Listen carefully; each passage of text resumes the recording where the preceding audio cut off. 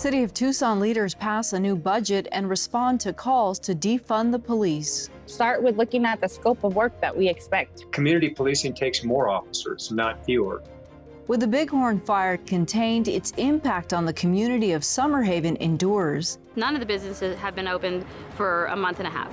So 2020 needs to just be done. And getting the most out of your mask. A new study explores the best materials. And even if that mask is filtering, it's not filtering 100%. Hello and welcome to Arizona 360. I'm Lorraine Rivera. Thanks for joining us. A new budget passed by Tucson City Council includes $166 million for police.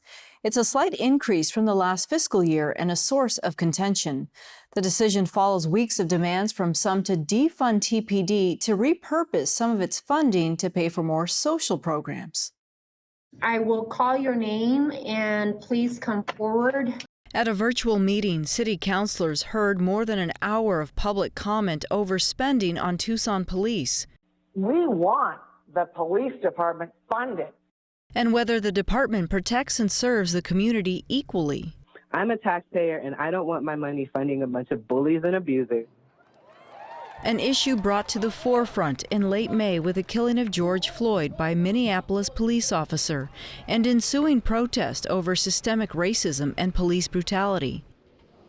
The matter hit home in mid-June with the revelation that the mayor and public were kept in the dark about the in-custody death of Carlos Ingram Lopez in April. And I do not believe it reflects on the larger department. The names of both men evoked by some in their calls to defund the police.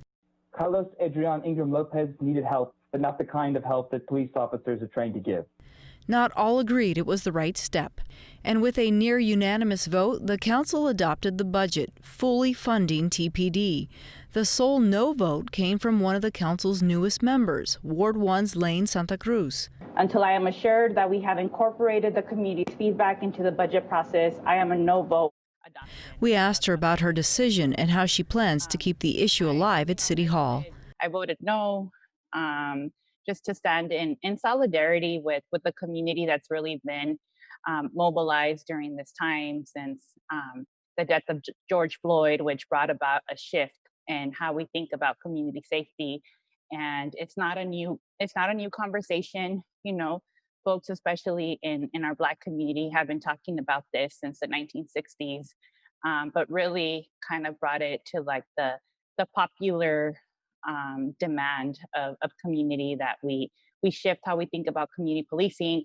And in looking at that, they're looking at the budgets and the amount of funding that goes towards policing as a starting point to have that conversation. There are about 800 officers in the city of Tucson who are actually on the streets currently. Are you saying that that's too many or too little? What is your hope? I'm saying that we just need to start with looking at the scope of work that we expect from police officers and get to the place where we have peace officers, that it's not enough to just plan, you know, for just always having crime, that we need to plan for how do we prevent crime. And so that's what the call is, you know, from the community has been about. How do we make sure that folks have adequate housing, that they have, you know, living wage jobs, that they have access, you know, to education? How do we just make sure that all the systems, all the safety nets that people need that'll keep them away to turning to crime, that those are in place? In recent years, Tucson police have actually expanded their community policing so that in some cases, dispatch will send support systems, crisis response instead of officers. In your opinion, have those all been steps in the right direction? I think they have been, you know, steps, and at that moment, that seemed like that's better than anything else, you know, other cities are doing. But you know, with what's happened here, you know, in March and April with the deaths of Damian Alvarado and Carlos Ingram Lopez, is that it's not enough. As much as like we like to tout ourselves as a progressive law enforcement agency, that these things still happen here. So we need to like take a hard look about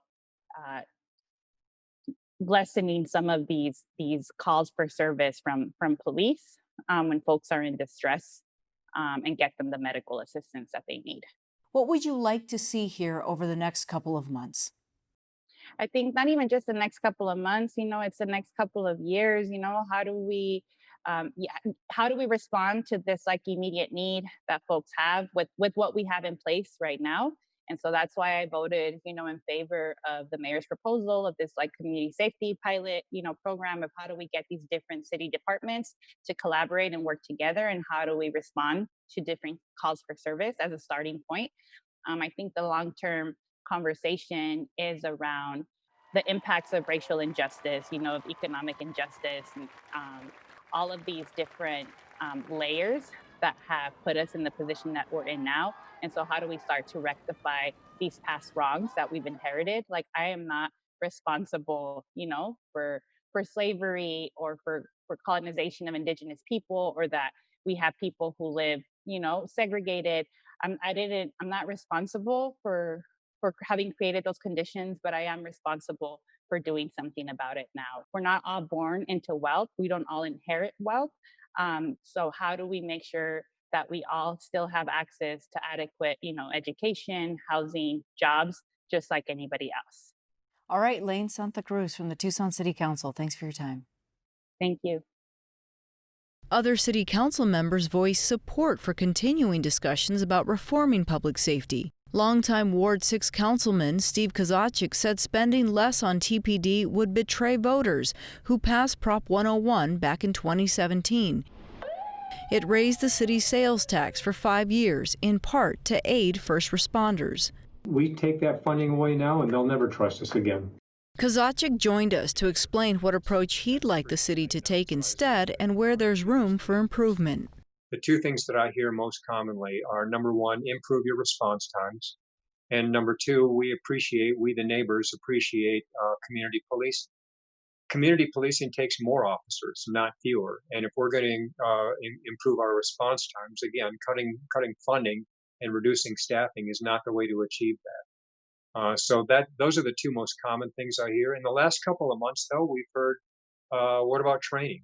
When Chief Villasenor was the chief a few years ago, he was invited back to D.C. on a 21st century policing task force. So we've been a leader in 21st century and progressive policing since Villasenor was the chief. Technology, everybody's into body-worn cameras now.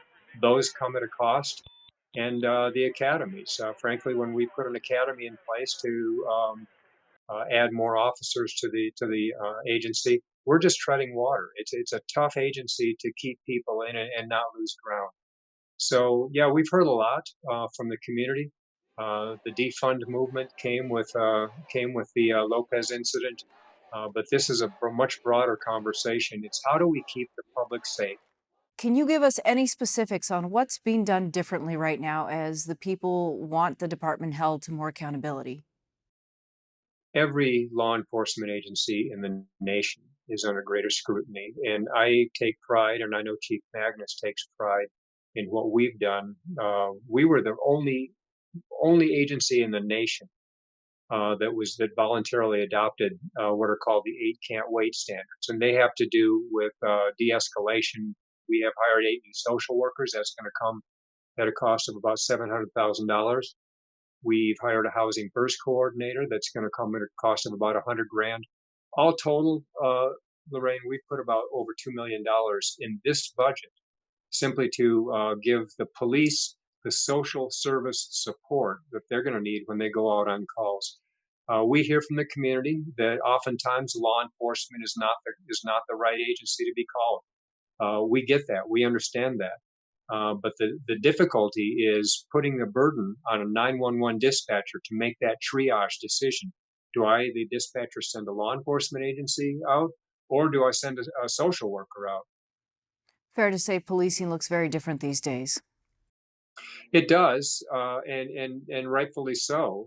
All calls don't warrant necessarily a law enforcement officer showing up, and it's great that we have the opportunity now to call on these social service agencies and get them in the mix as well. We've got a homeless unit that shows up when we have an officer stabilizing a situation. and we need to put a person into a congregate setting or into a housing first setting. We have mental health support units showing up when behavioral health issues are in place, and they can get those people into the treatment that they need. We have a deflection unit that shows up, and that's a policy that we use so that when we come across somebody with a small amount of drugs, the goal is not to bust them and take them to jail. The goal is to get them into the treatment programs that they need. So all these processes and protocols are in place. And with this most current budget, we added another couple $1 million in more social service support to what the police already have in place. All right, Councilman Steve Kozachik, thanks for your time. I appreciate the invitation, Ryan. Thanks.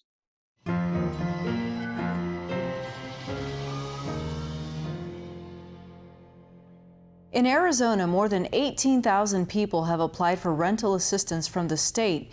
In March, some $5 million were set aside to prevent people from losing their homes. Months later, though, we've learned just 2,000 people have actually received aid. This all as federal unemployment benefits are due to end this week. To help us better understand the economic pressures facing Arizonans, we got insight from Catherine Davis Young at KJZZ Radio in Phoenix. Hundreds of thousands of Arizonans have filed for unemployment in just the last few months. The Department of Economic Security was just hit with a tsunami of unemployment claims, which has led to several delays. But they have paid out nearly $6 billion in unemployment insurance to Arizonans over the last few months. Most of that, though, came from federal CARES Act money. That's that extra $600 a week that unemployed people could file for. And that extra $600 will expire July 25th. So what becomes of the people who are receiving that extra $600? Because without it, they might be receiving up to $240 here in the state of Arizona. That's right. Unless the U.S. Congress or the state of Arizona makes any kinds of changes here in the next few days, Arizona will return to just that $240 per week maximum claim that unemployed people can take. And that's the second lowest rate in the country. So obviously that's a very big difference for people who've been getting more than $800 per week to go back to just $240. In your reporting, you've talked a lot to people who are receiving this money. What are their plans should Congress not step in and offer some sort of support system? That's a really difficult choice. I think people are really concerned about that. Obviously, that July deadline was optimistic. It was meant to be a temporary fix, and we all hoped that we'd be beyond the pandemic at this point. And people I've spoken to are, I think, very cognizant that until the virus is more under control, their livelihoods are going to be pretty up in the air. And one other concern in Arizona is now some businesses are opening just partially. So people are going back to work, but at much reduced hours. People might not be able to apply to qualify for unemployment if they go back, even if they're working much reduced hours to what they worked before, because Arizona has the country's lowest, what's called the income disregard. And that's the amount of income someone can make before the state starts deducting that from their unemployment insurance. So if you're making any more than $30 a week in Arizona, the state counts that against whatever they'll pay out to you. So it's a very low bar here in Arizona compared with other states. Are they saving it? Are they spending it? Give us a sense of what's become of this money. Well, I think people are very relieved to have the money they've been able to receive if they've gotten it. But that money has come with a number of other challenges for people. In many cases, there were months-long delays from the time someone applied to unemployment before they actually received it. And people know that it's just temporary. It could be just another week or so that they're able to receive that. And this is a time that people are experiencing financial hardships they might not have dealt with before, whether that's medical bills, whether it's bills that stacked up while they weren't receiving money that now have late fees. I think there's a number of reasons people need that extra money and are very concerned that it's running out. All right, I know this is really hard to predict, but what's likely to occur here over the next few months and weeks is if the funding stops and kids go back to school, parents may go back to work, but Help us understand what's expected here. What sort of pressure does this put on systems that are designed to support these families? Well, Arizona was under economic pressure already, even before the pandemic. We had an affordability crisis to begin with. Our state has really fast rising rents. Here in the Phoenix area, the unsheltered homeless population has nearly tripled in 5 years. That was all before the pandemic. And during the pandemic, we've seen homeless shelters already seeing an uptick in demand. We've seen food banks seeing an uptick in demand.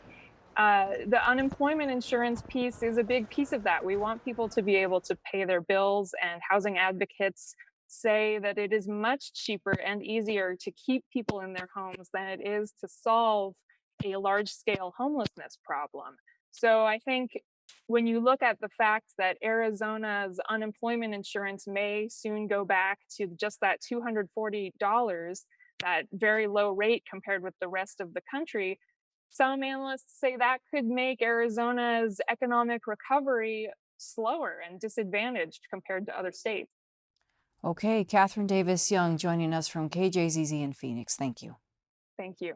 Small businesses in Mount Lemon's Summerhaven were already feeling the pinch from the pandemic. Now they're reeling from the Bighorn Fire. Crews prevented flames from reaching buildings, but because of damage elsewhere, county officials are keeping visitors away. Tony Paniagua has more. In the Sonoran Desert's high country, Mount Lemon Summerhaven is going through an economic dry spell, dealing with one crisis after the next. 2020 has been horrible. Jennifer Zimmerman's roots here date back to the 1930s when her grandfather visited and then opened businesses on Mount Lemon. She works at 3 companies in Summerhaven. Besides the COVID, the businesses were shut down for a month during COVID, the restaurants were. And then the fire came and basically everyone was evacuated. And so the restaurants, none of the businesses have been open for a month and a half. So 2020 needs to just be done. Lightning started the Bighorn Fire in early June. It ravaged the area for weeks, consuming more than 100,000 acres in the Coronado National Forest and getting close to Summerhaven. The fire is actually just in the forest, where it should have been, all this time. The firefighters did a miraculous job on how they directed the fire. It did get to the station and it burned the hill where the old Bullock fire was. And so that whole hillside is burned. And that's really only the horrible part where you can see. It's not anywhere near the businesses. We have 350 acres of private deeded land, and that's where Summerhaven is. That's where the donut hole is. Because the village was spared and the road leading up to it is still accessible, Zimmerman and other merchants are upset that the county is allowing residents, employees, and cabin renters to Summerhaven, but not day visitors, the financial lifeline of the community. Entering Summerhaven should not be an issue. There is 77 parking spaces and people can park on, certain roads. But as of right now, the businesses are dying and we really need this road open so that we can hopefully, survive something for the year of 2020. And that's the only way it's going to happen for us. 13 companies comprise the Mount Lemon Business Economic Association, and they employ dozens of workers. They include the Mount Lemon Hotel, which is under construction, and more longtime staples such as Mount Lemon Ski Valley and restaurants. There's a lot of employees who want to come to work. These people want to work. They want to get off unemployment. While the Coronado National Forest is responsible for the land around Summerhaven, the village is part of Pima County, which is in charge of the road. The Sheriff's Department says the drive is not safe to visitors due to fire-damaged guardrails in some areas, and the county's Department of Transportation is responsible for making fixes. County Supervisor Steve Christie represents the area. He says the county is trying to get a contractor for the guardrail work. The biggest issue is trying to find a contractor who is available that can do the work and do the work properly. It is open for residents and for employees, which they say if it's safe for them, why would it not be safe for visitors? Well, because of the volume of visitors that would want to go up there. Secondly, the employees and the residents, they know all the turns and twists of that road, whereas you have someone who's not familiar with it, it could cause obviously some significant injury or even worse. If those guardrails aren't in place and there's some tragedy there, yes, there's a huge liability exposure on the county's part, and the county's very well aware of that. Christie says the county is not taking the situation lightly. At this point, we don't have a real good sense of when those contractors will be available and how long it will take them to do it. So it is very frustrating. We all recognize the importance of getting that road open. All I could say is, as a former business owner, I know what that feels like in very difficult times over the years. I know the necessity of trying to get these things solved. Currently, the Forest Service plans to reopen the land around Summerhaven on November 1st. Christie hopes road repairs will happen much sooner. However, there are also fears about another potential problem.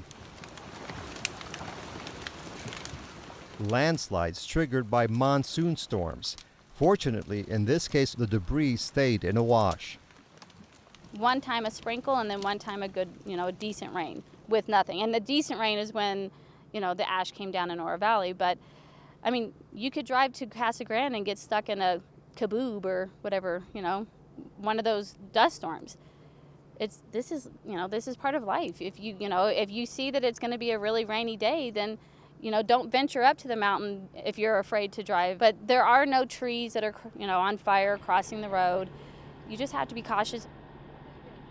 Meantime, on Facebook, Mount Lemon merchants are asking residents to contact Pima County supervisors about reopening the road to visitors. Zimmerman says as a temporary measure, the county could place orange cones to signal where repairs are underway or use personnel to direct traffic. It's not a whole line of the guardrail. It's 2 feet here, 3 feet there, and they can have the construction companies flag them around. They can do that. In May of 2011, they actually shut the forest down and kept the road open. And it happened during, I think it was stage 2, because, the forest was getting ready to burn up again. And they did it. And so I don't understand why they can't do it again. Did you ever imagine you could be in such a trying situation? First a pandemic and now a major fire in that area. No, someone said, when do we get the locusts? So this is really a very strange and difficult time, but we're up to the task to solve the issues and to address the problems and make things right and get back to normal as soon as we can.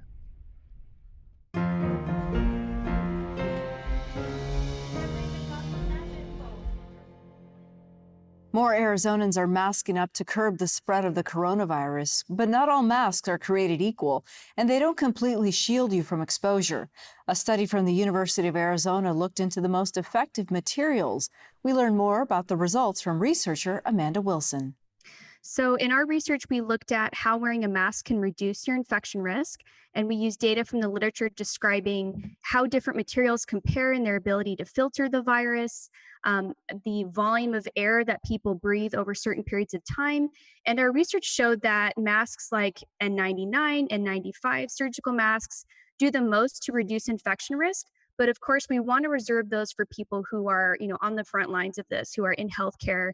But obviously, for those of us, at home who have to go to the grocery store, go into public, we want some option other than those masks. So some of the non-traditional mask materials we looked at included vacuum cleaner bags and tea towels. And those were the 2 top performers after those more traditional masks. So just to give some numbers on that, we, with our models, saw that the vacuum cleaner bag reduced infection risks for 20-minute exposures by 58%. For a 30-second exposure, it reduced infection risk by 83%. And our next best was the tea towel, which reduced infection risks for a 20-minute exposure by 41%. And then for a 30-second exposure, it reduced infection risk by 63%.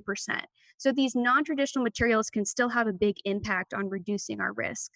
And to be clear, what's the effectiveness or the percentage rate of success for the N95 or a surgical mask? So those masks in our model had infection risk reductions on the order of like 90% or 94%, depending upon the duration or the amount of time that someone's in a contaminated environment.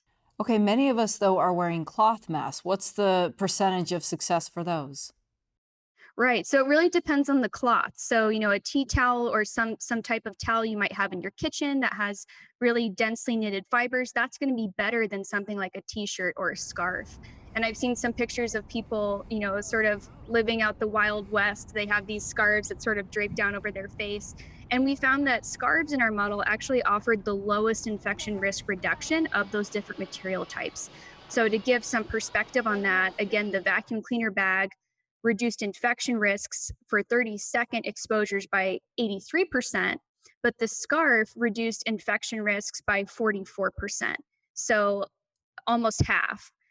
So they can still offer some protection, but really you want to look for something that has a denser knitted material or a higher thread count.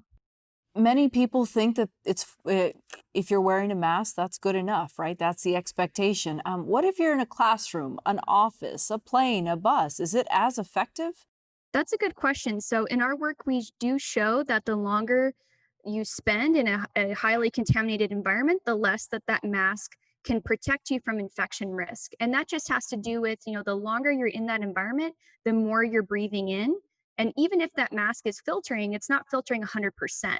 So as you're exposed to more, your risk goes up. So while masks are extremely important, especially in settings like you described, in the classroom, in your office, in an airplane, anywhere that's, you're sharing public space and public air with other people, even though that's very important, the best defense is to not be there. So the best defense is to be home if you can. Can you really describe what you're referring to when you're talking about being in a setting?